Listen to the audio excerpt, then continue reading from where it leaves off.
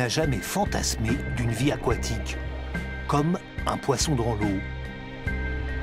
Faire la cour à des murènes vertes, nager dans le lagon bleu aux côtés du Chelinus undulatus, on l'appelle plus familièrement le poisson Napoléon.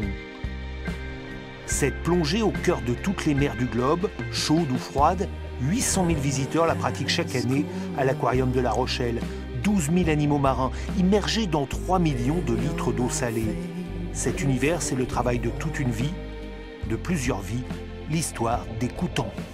Regarde, on souffle la bougie et la tortue arrive, c'est ça le schéma. Tu m'as plombé pour qu'on puisse descendre dans le bassin des requins pour fêter les, c'était quoi, les 100 000 les 10 ans. En feuilletant l'album de famille, les souvenirs refont surface. Tout commence avec le grand-père René, ingénieur horticole de formation, aquariophile de cœur. Dans les années 60, il s'installe en Charente-Maritime pour y fabriquer ses premiers bassins. C'est d'abord à Royan, après une première exposition, qu'il imagine un projet visionnaire. Et après avoir reçu près de 35 000 visiteurs, Pascal, c'est évidemment un succès et son animateur, M. Coutan, voudrait bien le concrétiser sur un plan beaucoup plus vaste, sinon beaucoup plus ambitieux. Il envisagerait la construction, avec l'aide de la ville évidemment, d'un aquarium conçu spécialement pour Royan et d'une importance telle qu'il dépasserait tout ce qui a été fait en Europe. L'homme est un passionné des mondes marins. À la maison, les enfants attrapent vite le virus. La première plongée, c'est quand on était à Royan. Et la première fois que j'ai mis un masque, c'est à Foncillon, de là. Et j'étais absolument subjugué par une algue qui bougeait avec les vagues.